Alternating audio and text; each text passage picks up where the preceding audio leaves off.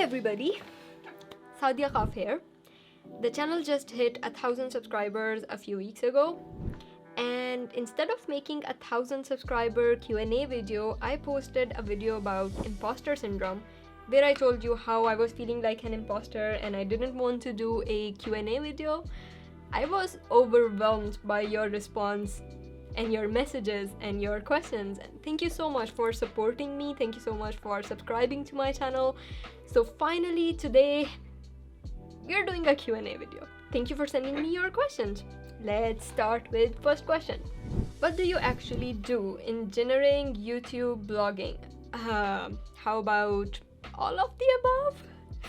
I think. Although I'm not sure how good my engineering is going these days. I'm much more focused on YouTube, but ideally, yes, I do all of them. Engineering, YouTubing, blogging, a couple of other things as well. Are you a cat person or a dog person? Oh, for sure, a dog person. Although I have a cat.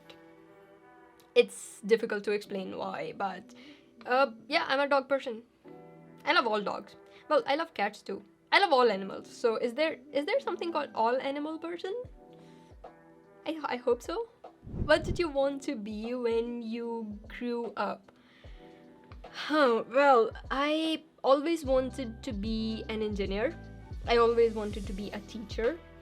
So basically, I wanted to be a teacher teaching engineering at an engineering university. And not just any university, I wanted to teach at a famous, great, awesome university of the country, one of the top universities in the country. I know it's a weird dream to have as a kid, but that's what I used to dream about. People around me wanted me to become a doctor because for some reason medicine was a very popular subject, but I myself personally always wanted to be an engineer. What are the 3 things on your bucket list? Let me think. Going to an Imagine Dragons concert, which I'm going in a couple of days. Teaching at one of the top engineering universities of the country, which I did 2 years ago. So, yay! Awesome! Meeting Ali Abdal in person. Talking to Derek Muller. Doing skydiving, paragliding, bungee jumping, and deep sea diving. Yeah, those are some of the things on my bucket list. Oh, you only asked for 3.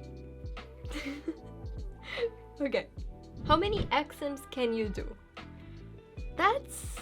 Have you ever heard me doing any accent? I don't think I can do any accent. Yeah, I cannot do any accent. Although when I'm talking to my British friends, my accent slightly changes to depending on the person I'm talking to. Or when I'm talking to my Chinese friends, my accent already just becomes like, no, that's not how my friend talks. But yeah, I have this thing where ever since I was a kid, the person I'm talking to, if they have a specific accent which is very exaggerated, while talking to them during a conversation, my accent kinda always just becomes slightly like them. So these days I'm hanging out with a lot of my Chinese friends from my French class, so when I'm talking to them, my accent has a hint of Chinese accent. And I was also attending an online course about YouTubing. It's called Part-Time YouTuber Academy, where most of the people were British. So when I was talking to them, or when I'm hosting my Twitter spaces and I have them in my Twitter spaces and all of the people in my conversations have British accent, I do tend to get a slight hint of that. But intentionally when I try, I cannot really do any accent. I wish I could. Are you dating someone?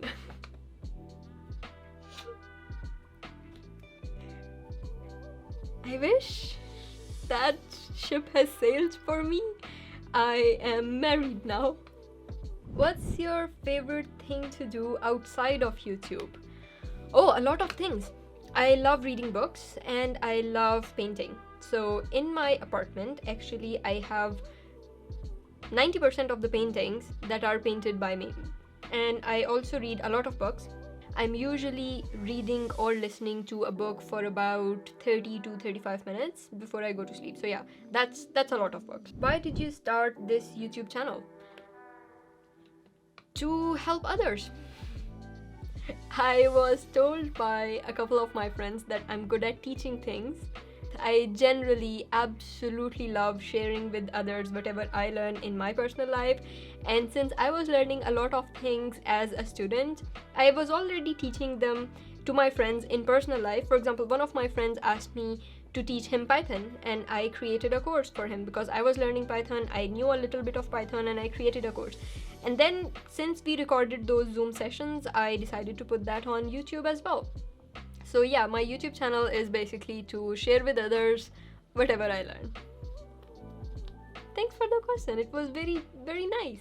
What superpower would you choose? What superpower would I choose? Flying. I have this recurring dream since my childhood, and it's a dream from a time where I did not even watch any superhero movies. And in my dream, I'm flying. Not like an aeroplane or something. I'm flying vertically. I don't know how to explain it. So yeah, flying. That would be so cool to have. How did you keep yourself happy and motivated studying abroad away from friends and family? I'm not sure I have always been happy being away from my family, but motivated? No, I've been pretty motivated. Well, staying away from family is not really pleasant, to say the least. I miss my family a lot. It was very difficult for me to go away from my family for the first time, but eventually you kind of get used to it. You still miss your family a lot. You still talk to them every morning, every couple of days over phone calls. You still sometimes make hours and hours on phone calls, but with time it gets a little bit easier. Staying motivated is not that hard. Staying happy is harder, but staying motivated is not that hard. When you've got your goals in front of you, when you know this is what you want to learn, this is what you want to become, it's not that difficult to keep yourself motivated when you've got your eyes on the goal. Staying happy is a little bit more difficult. Try to make as many friends as you can. Try to have a community around you wherever you go, and it gets easier with time. But yeah, it takes time. How much would you contribute your success to luck versus hard work versus smart work? Percentages, please. Oh, I don't believe in hard work. By nature, I'm a very lazy person, and I give up very easily, which is not a good trait to have if you want to get somewhere in life. But unfortunately, I'm not a hard worker at all, ever since I was a child. And it's not very unreasonable. I used to think that this is very unreasonable. I am doing a really, really bad thing for not working hard to get something. But now I think differently towards it. I feel like if you're working hard for something and it's not working, then there's something wrong with your strategy. Change the strategy. Hard work doesn't necessarily get you to your goals. Smart work does. Percentage-wise, a big part comes from luck, for sure. And I don't mean the kind of luck where you pray 50 times a day and you ask for luck and it comes your way. No, I mean luck in terms of probabilistic terms. For example, I was born and raised in Pakistan. My family naturally did not own a car because we were not rich enough to afford a car. So I had much less lead exposure, for example, than people who were born in America, for example. People in States, more than 50% people are exposed to lead, and naturally they have a higher risk of lower IQ or some sort of mental disorders than I had. So yes, I was lucky to be born in a place, in a family where I was not exposed to lead. This kind of luck, I am a massive believer in that. And if you want to see more on that, check a video by Veritasium where he explains that we are more lucky than we think we are. And everyone who is successful, everyone who becomes an astronaut for NASA has much more luck to account for than their smart work or their hard work or their personal efforts. So yeah, I'm a massive believer in luck. But in terms of percentages, 80% luck, 20% smart work, 0% hard work. I wish I could be more hardworking, but I'm not. I'm sorry, I'm really not. Regarding your journey onto YouTube, did you ever think of the term buri nazar, when people think sharing their success or personal things from life will subject you to buri nazar and things will go wrong, did you ever consider it or struggle to overcome it? Okay, so for people who don't know, buri nazar is a concept where it's somewhat like jealousy, where if you share your personal life, your success or something publicly with others, and if other people get jealous of it, then there's this idea that them being jealous will bring bad luck to you and your good fortune or your life will get destroyed due to it. I don't believe in that. I have, in the kind of environment where I was raised in, I was always told never to share my success with others because my family is a big believer in that. My friends were big believers in this, but I don't know. I don't really believe that sharing your success with others can possibly bring bad luck to you, because when I share my success with others, I'm not really sharing just my success, I'm sharing a roadmap with them. So when I talk about the number of scholarships I got, I'm not just talking about the number of scholarships I got, I share the journey with them. I share my tips and my process with them about how I got something and how everybody else can get that too. And I don't really believe that if your intention is to help someone and in that intention you're trying to share your journey, share your success, something bad can happen to you just because you're sharing how successful you are in your life or you've got something that somebody else might want to get. If your intention is to help someone, I don't think, no matter what somebody else is thinking by watching it, I don't think that having good intentions to help others can bring any kind of bad luck to you. So no, I don't believe in this. What countries have you lived in? Oh, that's easy. For the bulk of my life, I lived in Pakistan, where I was born. I finished my undergrad in 2015. So 2015 to 2018, 3 years I lived in Turkey. For my master's, I was living in Ankara. After my master's, I went back to Pakistan. I stayed there for a year and a half, and during that time, I was teaching at one of the top engineering universities called Ghulam Institute of Engineering Sciences and Technology. After that, I just came to Canada. So yeah, Pakistan, Turkey, and Canada. I've lived so far in 3 countries. What did you want to be when you were a child? I think this is a repeat question. I always wanted to be an engineer. I always wanted to be an engineering professor. Starbucks or Tim Hortons? This is a Canadian.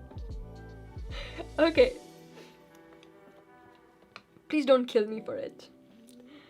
As much as Tim Hortons is awesome, and as much as Canadians love Tim Hortons, and as much as I should probably love Tim Hortons out of loyalty to my Canadian family and my Canadian friends and my Canadian ties, I prefer Starbucks. Sorry. What are your favorite YouTube channels? Oh, easy. I absolutely like MKBHD, Veritasium, Casey Neistat, Peter McKinnon, what else? Think Media, Film Booths, Mark Robber, a couple of others, Ali Abdal, Elizabeth Phillips, one of my friends actually, Goda Jusk, she is a beginner, not really a beginner YouTuber. I mean, if you look at her videos, they're great, but she just started a channel recently and I got to know about her in this course, Part-Time YouTuber Academy, one of my favorite channels now. How many books have you read? What type? How many? Oh, that's really difficult to tell. When I was a kid, I used to read so much. My mom used to get annoyed with the amount of storybooks that I was buying or the amount of books that I was renting. Mostly I used to read fiction at that time, but later I started reading more books about history, about psychology, about money, self-development. I still read a lot of fiction.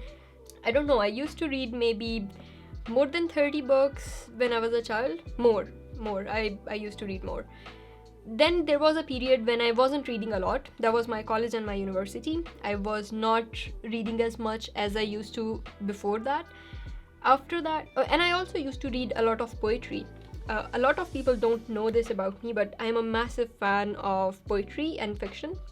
And I also dabbled in writing poetry a little bit. I used to have one of my poems actually once got accepted for being featured in a India and Pakistan event.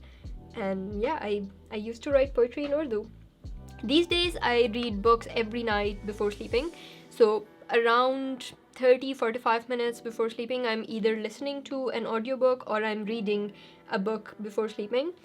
Most of the time fiction. During the day also, whenever I'm traveling, whenever I'm going to my French classes, whenever I'm walking outside, whenever I'm going on my morning runs, I'm always listening to some books.